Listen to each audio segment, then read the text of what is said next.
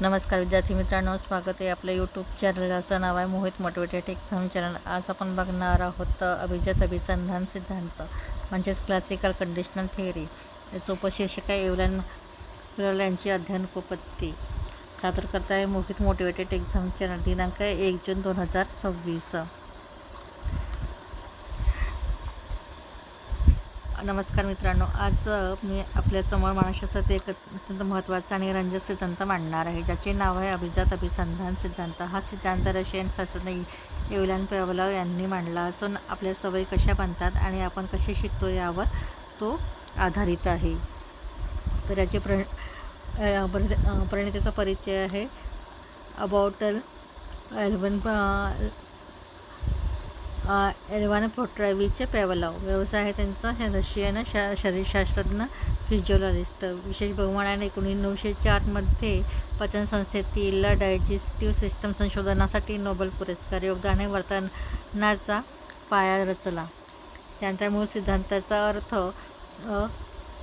बघूया। सहजतून अध्ययनात दोन वेगवेगळ्या गोष्टींमध्ये संबंध जोडून शिकणे। व्याख्या आहे, नैसर्गिक उद्दीपकाला मिळणारी नैसर्गिक प्रतिक्रिया जेव्हा एखाद्या कृत्रिम किंवा तटस्थ उद्दीपकाशी जोडली जाते तेव्हा त्याला अभिसंधान असे म्हणतात। उदाहरणाने लिंबाचे नाव ऐकताच तोंडात पाणी सुटते। या सिद्धांताचे जनक डॉक्टर एवलन पॅव्लोव हे मूळचे मानसशास्त्रज्ञ नव्हते, तर एक ते शरीरशास्त्रज्ञ होते। त्यांनी कुत्र्याच्या लाळी ग्रंथी आणि पचन संस्थेवर केलेल्या संशोधनासाठी त्यांना 1904 मध्ये वैज्ञानिक सर्वोच्च नोबेल पुरस्कार मिळाला होता। या प्रयोगात त्यांना अभिसंधान शोध लागला।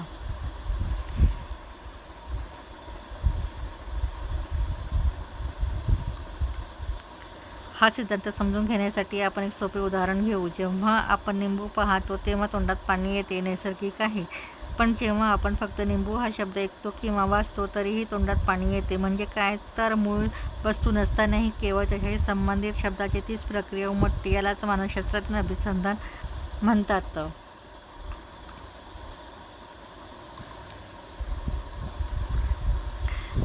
पॅव्लोव यांनी केलेला प्रयोग आहे। प्रयोगाचे माध्यम आहे भुकेलेला कुत्रा। वापरलेले घटक आहे अन्न, नैसर्गिक उद्दीपक, याला UCS असे म्हणतात। घंटेचा आवाज कृत्रिम तटस्थ उद्दीपक, याला त्यांनी CR असे म्हटले आहे। त्यानंतर तिसरा आहे लाळ गाळणे, याला नैसर्गिक किंवा अभिसंधान प्रतिक्रिया म्हणजे UCR किंवा CR असे म्हटले आहे।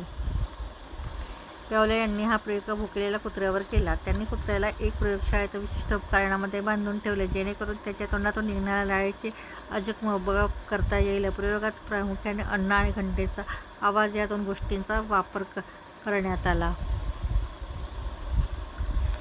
या प्रयोगाचे 3 टप्पे आहेत। पहिला टप्पा आहे अभिसंधानापूर्वीचा म्हणजे बिफोर।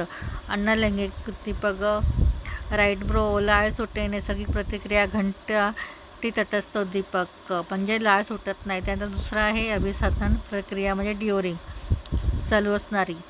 घंटेचा आवाज, अधिक अन्न, त्यानंतर लाळ सुटणे आणि अनेक वेळा पुनरावृत्ती घडून येणे। तिसरा आहे अभिसंधानानंतर म्हणजे अभिसंधान झाल्यानंतरच फक्त घंटीचा आवाज म्हणजेच कृत्रिम उद्दीपक, लाळ सुटणे, अभिसंधान प्रतिक्रिया। हा प्रयोग 3 टप्प्यात झाला। पहिल्या टप्प्यात कुत्र्याला अन्न दाखवले की लाळ सुटायची आणि नुसते घंटे दाखवली तर काहीच व्हायचे नाही। दुसऱ्या टप्प्यात पॅव्लोव यांनी आधी घंटी वाजवली आणि लगेच अन्न दिले। असे अनेक दिवस वारंवार केले। तिसऱ्या टप्प्यात एक चमत्कार झाला। पॅव्लोव यांनी फक्त घंटी वाजवली, अन्न दिले नाही, तरीही कुत्र्याच्या तोंडातून लाळ गळू लागली। म्हणजेच कुत्र्याने घंटीचा आवाज संबंध अन्नाशी जोडलेला हे शिकला। त्यानंतर चौथा आहे सिद्धांताचे महत्त्वाचे नियम म्हणजे प्रिन्सिपल कोणते ते बघूया। कारणभाव समीपता म्हणजे कॉग्निटिव्हिटी।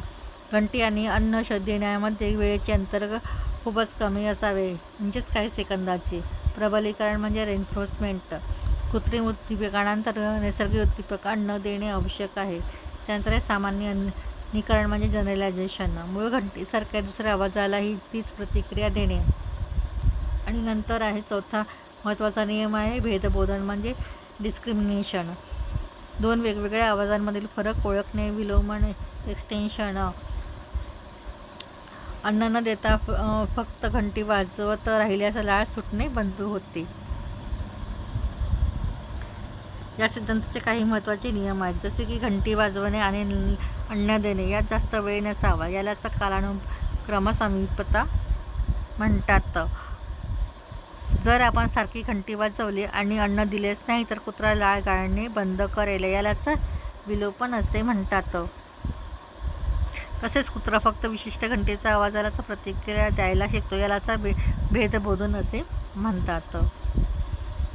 त्यानंतर आहे शैक्षणिक उपयोजन आणि महत्त्व. Educational implication. उत्तम सवयींची निर्मिती, वेळेचे पालन, स्वच्छता, शिस्त लावणे, भीती दूर करणे, विद्यार्थ्यांच्या मनातील शाळा आणि गणित विषयासारख्या विषयांची भीती घालविणे, दृक्य श्राव्य साधनांचा वापर, चित्रांच्या सहाय्याने अक्षर शिकविणे म्हणजेच उदाहरणार्थ क कमळाचा, ए फॉर ॲपल. त्यानंतर सकारात्मक अभिवृत्ती. शिक्षकांची प्रेमळ वर्तन विद्यार्थ्यांमध्ये विषयाची आवड निर्माण करते. आता आपण पाहूया की या सिद्धांताच्या वर्गात कसा प्रयोग होतो. प्राथमिक शाळेत आपण मुलांना क कमळाचा किंवा ए फॉर ॲपल चित्राच्या सहाय्याने शिकवितो. हे अभिसंधानच आहे. शाळेची पहिली घंटा वाजतात, मुले वर्गात जातात आणि सुट्टीची घंट्या वाजतात आनंदात. हेही याचेच उदाहरणच आहे. जर शिक्षकाचे वर्तन प्रेमळ असेल तर मुले त्या शिक्षकांच्या विषयाचा आदर करू लागतात. हे होते शैक्षणिक महत्त्व. सिद्धांतांच्या मर्यादा कोणते ते बघूया. या सिद्धांतात मानवी बुद्धी, विचार आणि तर्काला कमी महत्त्व देतो. मानवी वर्तन हे प्राण्यांपेक्षा अत्यंत गुंतागुंतीचे असते. त्यानंतर तिसरा आहे यांत्रिक किंवा सक्तीच्या आधारावर अध्ययनावर जास्त भर. प्रत्येक सिद्धांतात काही मर्यादा असतात. हा सिद्धांत प्राण्याचा प्रयोग आधारित असताना तो मानवाच्या उच्च मानसिक प्रक्रिया जसे की विचार करणे, तर्क करणे किंवा निर्णय घेणे या गोष्टी पूर्णपणे स्पष्ट करू शकत नाही. मनुष्य हा केवळ सवयीचा गुलाम नसून तो बुद्धीने देखील विचार करतो. त्यानंतर समारोप बघूया. थोडक्यात सांगायचं तर जरी या सिद्धांताला काही मर्यादा असल्या तरी लहान मुलांमध्ये चांगल्या सवयी रुजवण्यासाठी आणि त्यांच्यातील भीती घालविण्यासाठी हा सिद्धांत आज जगभर वापरला जातो. तुम्ही सर्वांनी हे शांतपणे घेतले त्याबद्दल धन्यवाद. निष्कर्ष हा निघतो की हे सिद्धांत मानवी वर्तन, सवय आणि भावनांचे मानसशास्त्र समजून घेण्यासाठी मैलाचा दगड ठरला आहे.